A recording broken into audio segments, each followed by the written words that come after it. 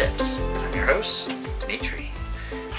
So, today we're gonna start going on a whole new arc with the show.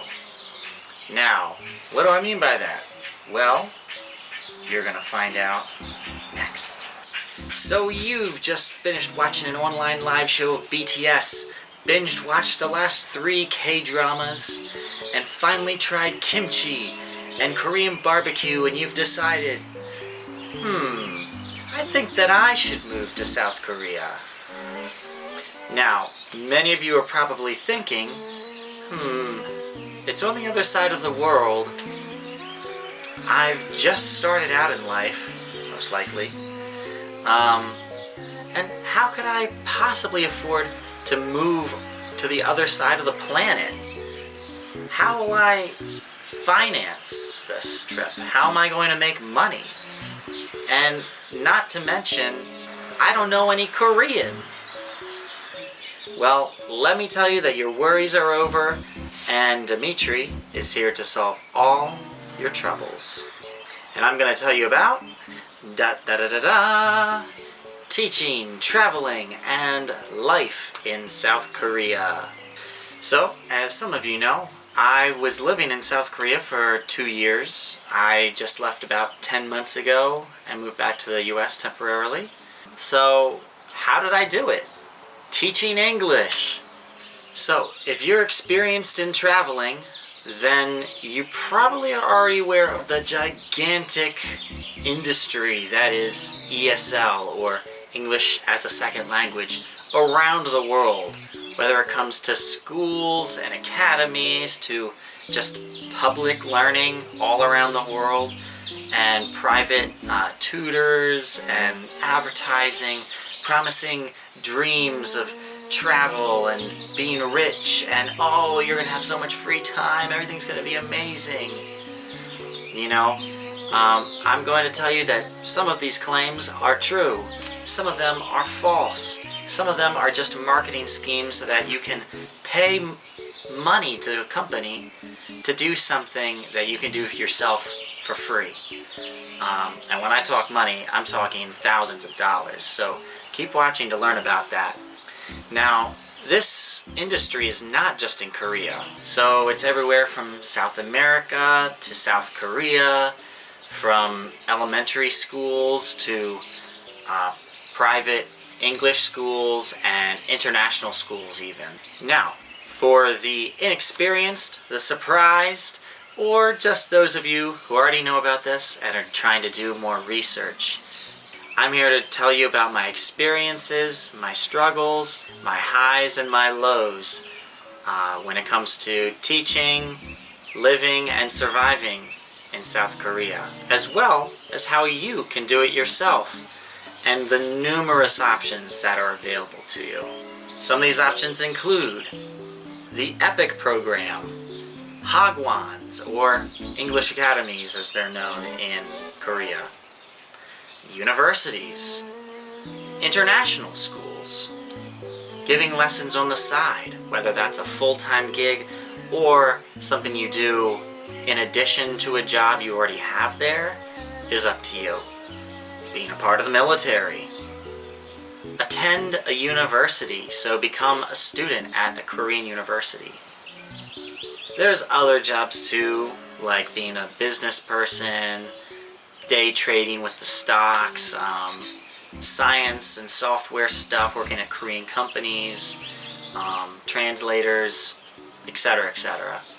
And of course, you can just go there as a tourist and do your own remote work that you may be doing already, since we are living in a time where office work is becoming less and less frequent and is more going towards at-home offices.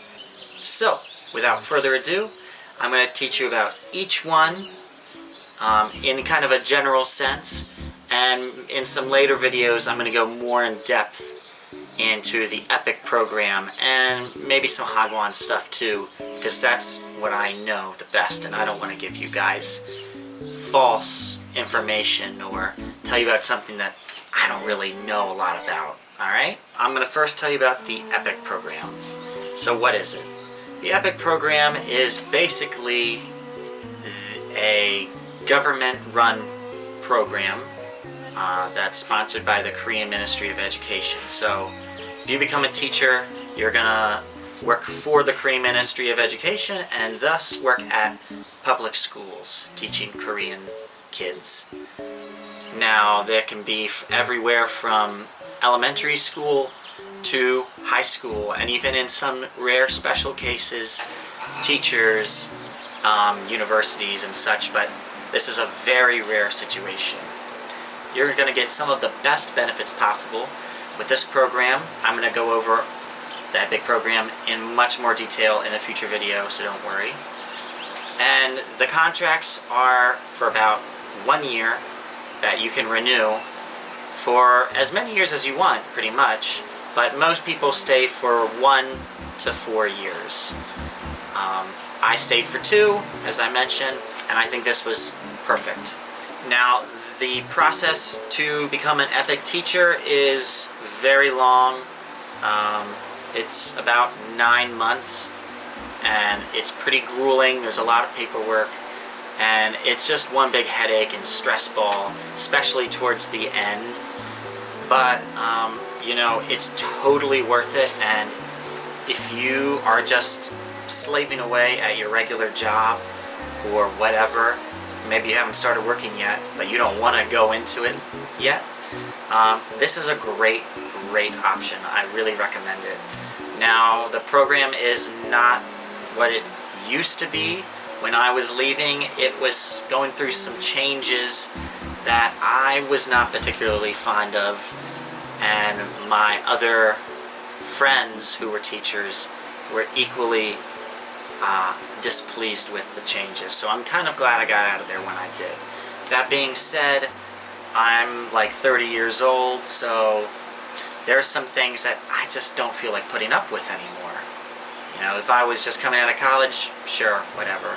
It's a pretty great gig. Anyway, now I'm going to move on to Hagwons, or English academies. These are basically private-run schools that your students will attend before or after their regular public school. And even maybe they're going to see you a lot on the weekends as well. These hours are going to be more unstandardized, so you could have a rotating schedule or you could have a set schedule. And you're going to work more in the afternoons and the evenings and weekends, whereas you're going to have the mornings and some weekdays off of work, opposed to the EPIK program, which is a Monday through Friday 9 to 5 kind of thing. Then you have universities. Now, I don't have a lot of information about this, guys, but basically these are a little bit higher paying than the EPIK program, I think. And I think the hours and kind of the work-life balance is a little bit more favorable. But do your research on this one, because I haven't. Now, there's the international schools. Now, I had some friends who were in international schools. They told me all about it. You don't have to be from one of the English-speaking countries, like the US, Ireland, Australia, etc., to join these schools. In fact, that's something I forgot to mention. The EPIK program, to even be a part of it, you have to have no criminal record. You have to be from a native-speaking country of English, of course, and you have to have some kind of degree and get an English certification. The degree can be in anything. It can be in leisure studies, it can be in business, it can be in computer science. It doesn't matter. If you have a degree in teaching, you're definitely going to have an advantage, but it's absolutely not necessary.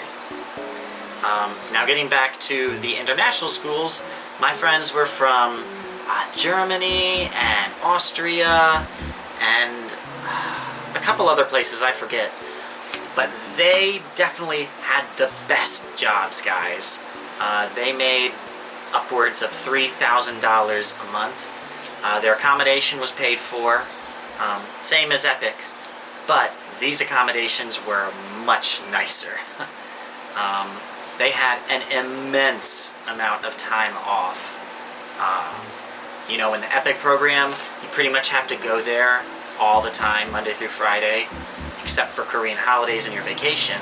So even during summer, when no one's at your school, you're still going to be there. International schools, you're on vacation that whole time, and you're getting paid for it, so it's super great. The only drawback is you have to have some kind of degree in education, you have to have a background in teaching English. It's much more difficult to get a job in this kind of school, and that's why the benefits are so great. They want someone who's very high quality. Now, while you're teaching, if you already have a job in Korea, you probably are not allowed to give lessons on the side, but a lot of people do it. It happens.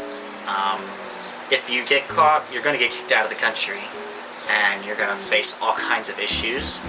So if you do it, please be careful, but just know that it is possible to make anywhere from 20 to 60 US dollars an hour from doing this.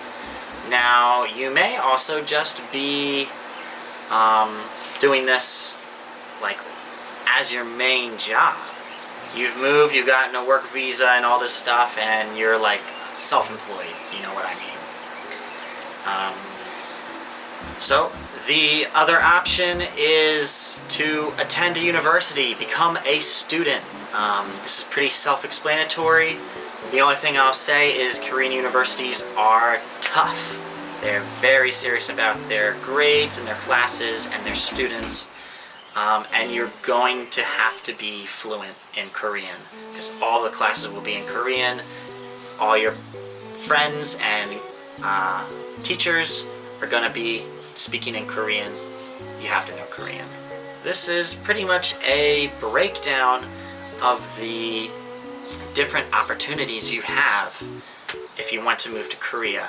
Now, please, if you've continued watching this far, don't just take what you saw in the K-dramas and movies and music videos and think, oh my god, everyone in Korea is amazing and beautiful and everything in Korea is beautiful.